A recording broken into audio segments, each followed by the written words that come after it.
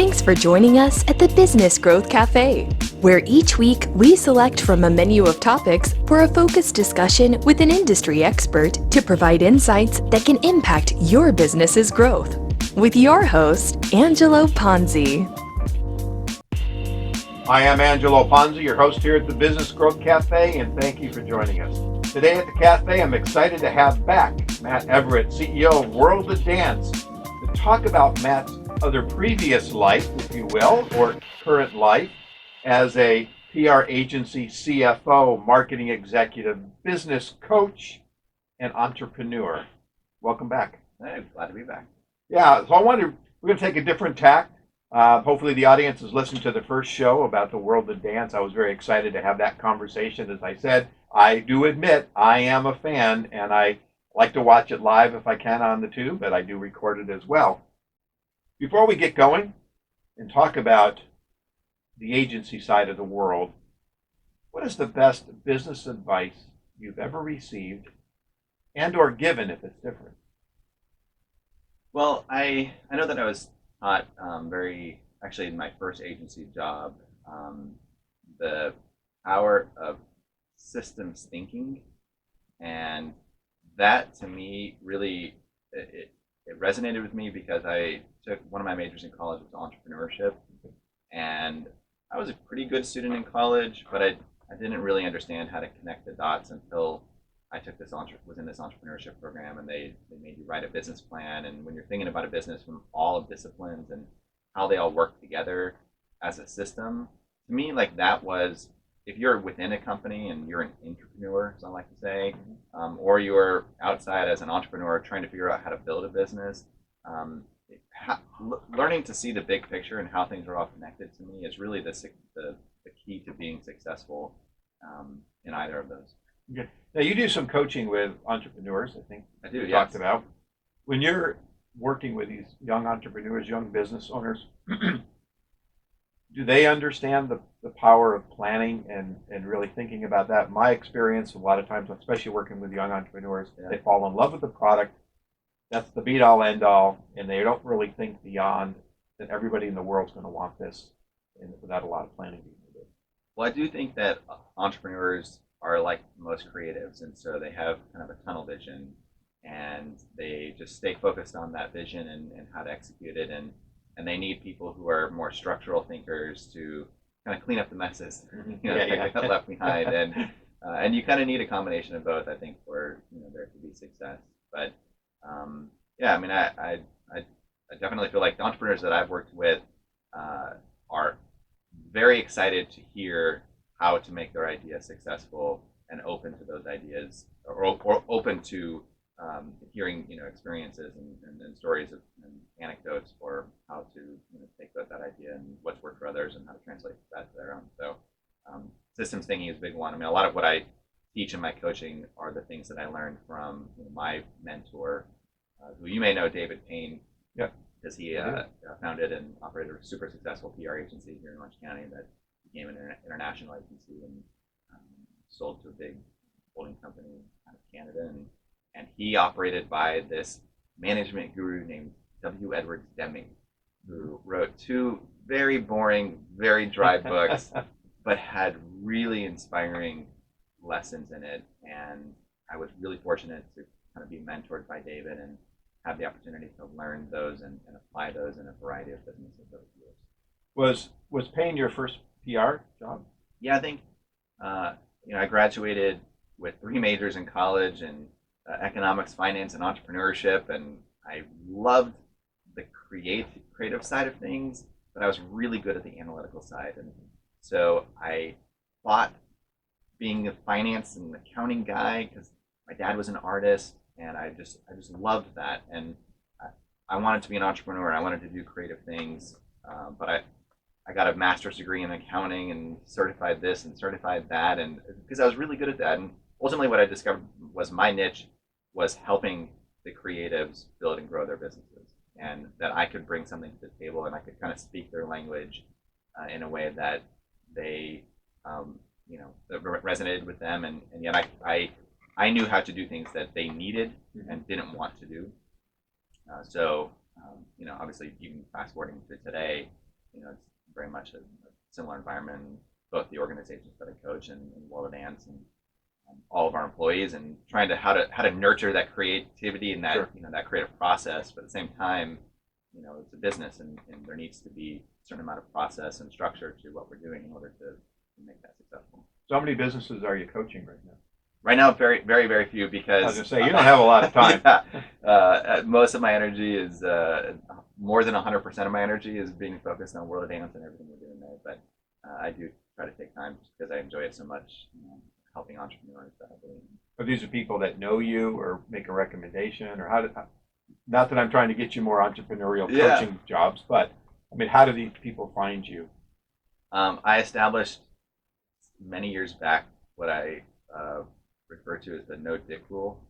I don't know if I can say that on Sure you can. your station, but I believe that at a certain point in life, you realize that the most important thing is who you work with and what you're working on, and in that order.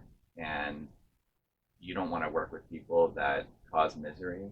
And so finding really, really good people becomes the most important thing. And so when I left kind of the finance world and decided all I wanted to do was find people who were working on, who I loved, who were doing great things, but mostly I just wanted to help them be successful.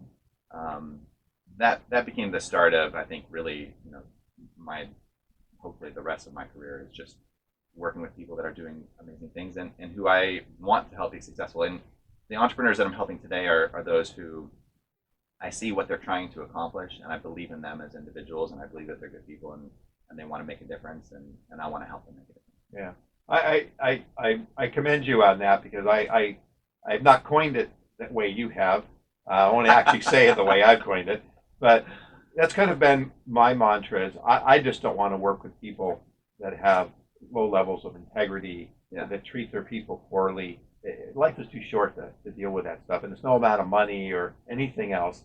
And so I always look at that and kind of my litmus test. I was being interviewed for a fractional CMO job, and I remember talking to the recruiter, and I asked this question: "Tell me about the CEO. I mean, is he a nice guy? How does he treat his people?" And she was like, "Well, those are really weird questions." I said, "Well, I'm telling you, it's really important to me, because the last thing you want to do is put me in this spot, and I find out that this guy is a you know what. I'm just going to walk out the door, because I don't have time for that anymore." Yeah. Some people just they're afraid that of what would be beyond that if they left, and so they put up with being treated in ways that they really shouldn't, and ultimately that they pay a very heavy cost for them. So yeah, I think when we met for coffee, we talked a little bit about that, and I spent a very long time as a CSO at an organization, and every day it got to the point where it's like, why am I doing this anymore? It doesn't make any sense, and so I moved on. Let's talk about the 30,000 foot level of the agency business. Yeah. You work for Payne, which is PR, and I got into marketing. I was from a marketing and more advertising. Early days I had PR. But that 30,000 foot, so I know I have some agency listeners out there. When it comes to new business, which I believe is the lifeblood of an agency, we want to keep the business that we have, but we always have to continue to add new clients and grow. Yeah. What's your kind of perspective on a good way to do it? Where agencies miss, in your opinion and experience? Well, I think that when you talk about successful agencies, there is a culture at a successful agency that enables that success. I think that a lot of agencies are not building a culture where people really enjoy the work that they're doing. It is it's all about the billable hour. Mm-hmm.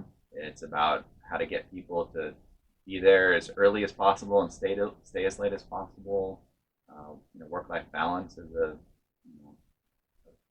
rarity at a lot of those agencies, and so they tend to really burn people out. And I don't think that those cultures produce sustainable success.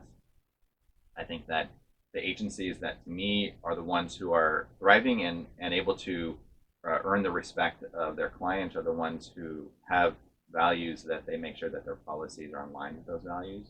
And I think that, getting back to the whole no dick rule, is that in an environment like today where social media makes everything more transparent. You have to work for a CEO. Mhm. The questions that you're asking are important because in order for you to be successful in providing advice and helping an organization develop a brand that people admire, you can't just make that up. You can't just put that on a poster or advertising slogan and expect that that's going to work. That doesn't work anymore. And so an organization has to know what it stands for, and it has to make sure that the way in which it treats its people and operates its business is aligned with those values. So, Yeah, absolutely. I mean, I think, when I talk to clients and prospects, they always talk about their customers, and I always say, well, what about the internal customers? How do we treat the people? When we launch campaigns, we have to launch not only a campaign to them, but we have to make sure that the internal campaign happens. I mean, I've literally walked down the hallway and ran into the accounting manager and said, "Hey, do you like the new campaign?" And she said, "I don't know what you're talking about."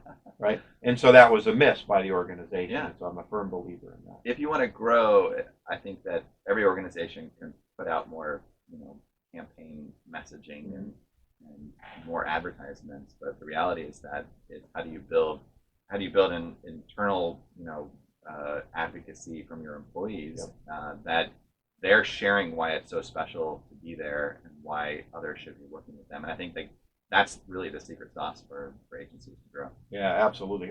As I said to a client not too long ago, we got 85 people.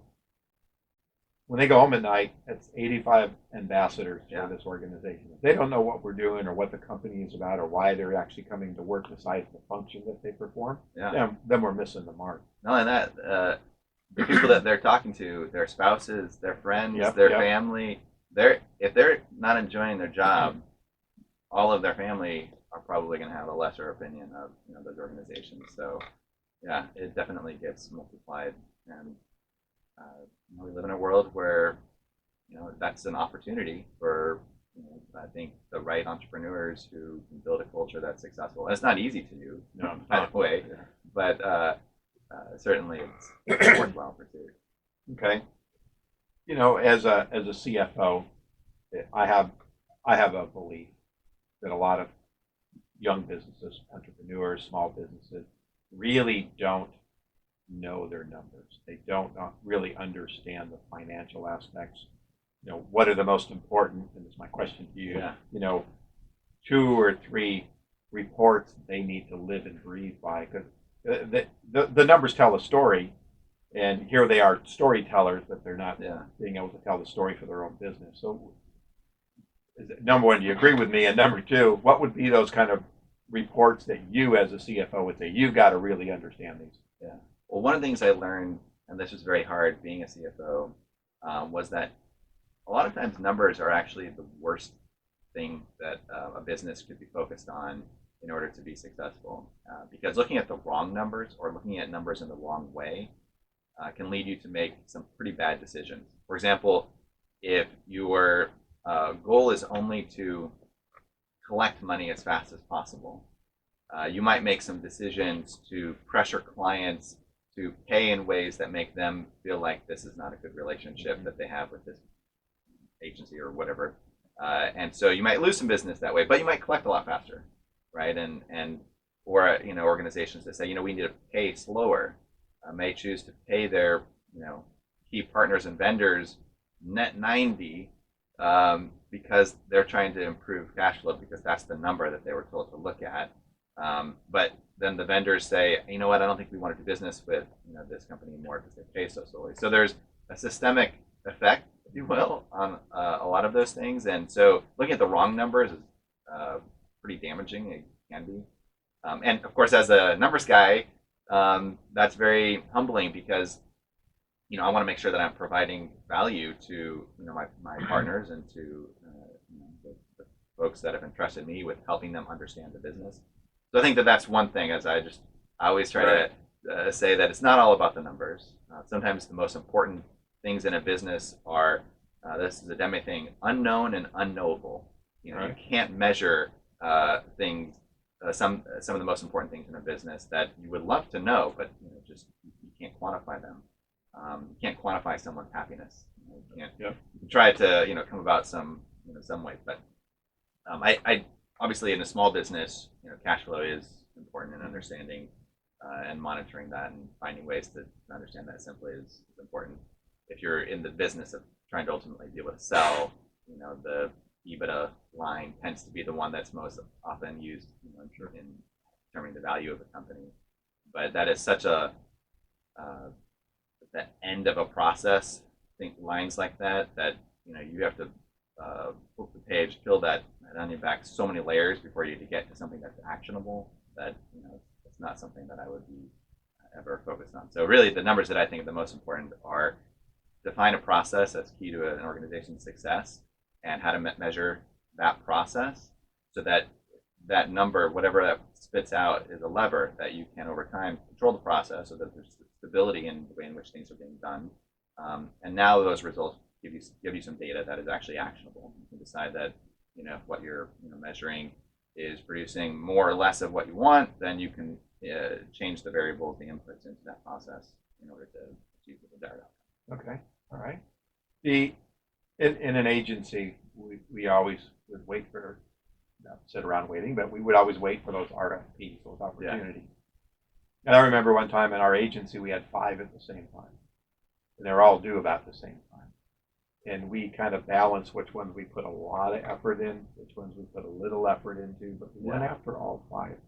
At the end of the day, what suffered was our clients, because we stopped paying attention to our clients when we were trying to win new business. So when it comes to RFPs and agencies really jumping on this, when you were with Payne, how did you guys approach it? And what are some tips or tricks or guidance that you might give to somebody thinking about, I got to get all these RFPs? Yeah. Well, certainly one of the things is don't pursue business with the wrong partners. If your values are important, and you are aligning your business practices with those values, then you need to have clients that are also aligned with those values, and that's very hard because sometimes it's very easy to take money from a client, just as we all may have done. But the reality is that if that actually creates a kind of more poisonous environment because the employees are miserable working with that client, then it ends up being that there's an unknown cost there that sometimes it's not worth what you're receiving. So as it relates to the RFP and business, new business process, I know at Payne and other agencies I've taught, it's certainly trying to be as selective as possible. So not going after every client. How do you figure out what the profile is for a successful client, and be as good as you can at filtering out those that are not likely to be successful? Certainly for a lot of agencies, the minimum project size or scope, I think, is an important one. Sometimes it's every new client is great, and it can always start small and grow into something big. And I think in smaller agencies, yes, perhaps the bigger the agency gets, I think sometimes the more you really need to focus on fewer relationships, but making sure that those are much stronger. We have developed tiered models, and I know we talked a little bit about that, and trying to figure out appropriate ways to invest in new business. But as you point out, it is certainly there's a tremendous cost inside the organization to the clients you are trying to service, to pull them off of that to go pursue working on new business. So is that in the best long-term interest of the agency? Yeah, and I think agencies sometimes, and I know I fell into this trap with my own agencies, is we're so hungry for it, but we caught ourselves with that 5 example that it was getting formulaic. It was like, okay, we'll just plug this one in here and plug this one. We weren't really trying to address and win each RFP. We were just plugging stuff in, trying to make it happen. And I think that was the danger that we recognized. Not only did our clients suffer, but we won a couple, but we didn't win them all. But the full scope, we probably didn't approach it right because we were going, this is our opportunity, right? Yeah. And didn't really think them through. There was an agency we talk about this all the time, and that didn't pursue RFPs at all. What they did was they found a client that they wanted to work with, and they developed a campaign, and they went and shared that with those clients, and that's all they did. And the reason why they did that, twofold. One was because they wanted to find clients that they wanted to do work for, that they were inspired for, and that their staff was inspired to work for. They got their staff to think creatively about solving a problem that they were not asked to solve. And so there was a training and just kind of development aspect to it. And then third, when an agency comes to you and says, look, you may not be looking for a new agency, but we've developed some ideas that we just want to share with you. That's definitely out of the box. Yeah, it is out of the box. And I mean, they were spending tremendous amount of resources doing it. So I thought that was a pretty incredible way to kind of flip it around. How they do?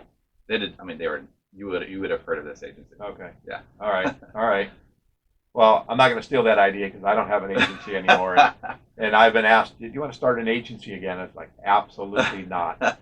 Which I'll ask you. You miss it? Miss the agency business? You know what I love is just the creativity that's inside the agency. I love creatives and being around those people is very inspiring. Working at that PR agency, a bunch of tremendous communicators. Every email I sent, I felt like I had to double and triple check, make sure there weren't any typos, and that I had written it properly because I was going to get some slack if I didn't.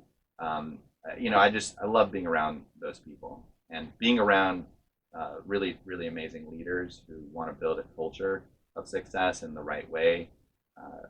David, really, one of the things he believed in was the power of intrinsic motivation and to take incentives and rewards out of the business and really focus on an individual's nature is to want to do a good job.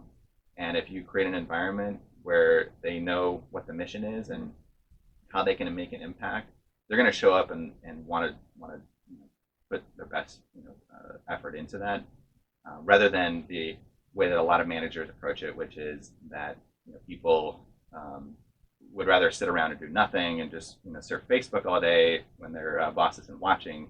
If that's the way that you perceive people to be, then of course you're going to create policies that are about how to prevent that from happening. Yeah, exactly. But if you believe that people are intrinsically motivated and that it's a supervisor's job or a leader's job to figure out how to get them empowered on a project that is something that they believe in, and you're going to approach that much differently. And I think that's the way that we were very successful at Payne in building that culture, and something that I teach entrepreneurs today to focus on that.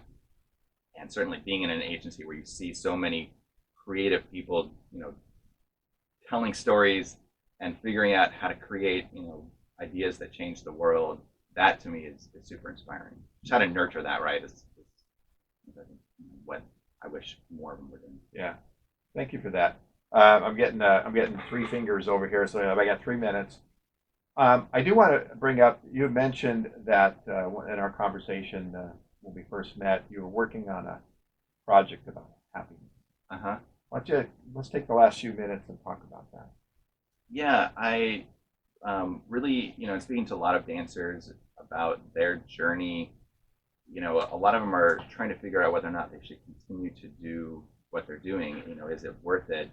And we've talked a little bit about, the definition of success and how I definitely don't think that someone should focus on the end destination as being their only, measure of success. Dancers, and I think just like anyone in any profession, young people, even older people are just trying to figure out what to do with their life and what is their journey, what is their purpose, and when dancers are asking me should they keep doing this, my answer to them really is, if you enjoy what you're doing, if you enjoy the journey that you're on, then you should keep doing it. And you should stop focusing all on the end outcome, which is something that I think even entrepreneurs and small business owners, if they enjoy showing up every day and putting the effort in, and if that gives them fulfillment, then I think they're on the right path, even if they haven't made the $1 million that was their original goal for why they started it.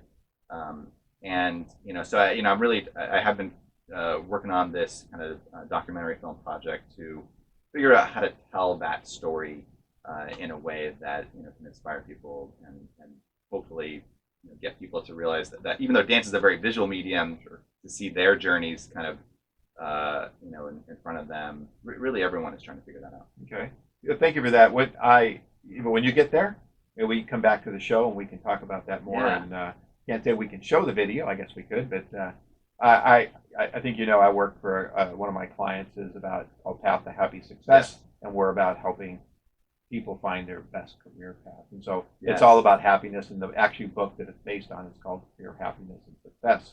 And so the founder of this really started writing this book and bringing this program to life because he wants people to have an opportunity to be happy and successful. Yeah. And the two don't always go hand in hand. No. That brings us to an end. So thank you so much. If you want to tell the listeners how they might get a hold of you, now's the time. Yeah, you can find me online at most of those social media channels at Matt Everitt. And Angela, thanks for having me. I really enjoyed it. Yeah, thank you so much. And again, before we sign off, I want to remind the listeners this was a 2-part series. So if you didn't listen to the first one, you need to go back, download it, and listen to that. And to listen about this one, about Matt talking about his agency life, and the other one about the world of dance. Thank you again for joining us at the cafe. You can find out more about me, read my blogs, or watch my show videos at theponzigroup.com, or connect with me on LinkedIn. And if your business is in need of a CMO and you're not ready for a full-time person yet, contact me. I'd welcome the opportunity to explore the benefits of using a fractional CMO. And you can subscribe to this show at the Business Growth Cafe. We are on iTunes, iHeartRadio, Google Play, Spotify, Stitcher, SoundCloud, Spreaker, and all the other major platforms around the world. Join me next week for lunch at the Business Growth Cafe.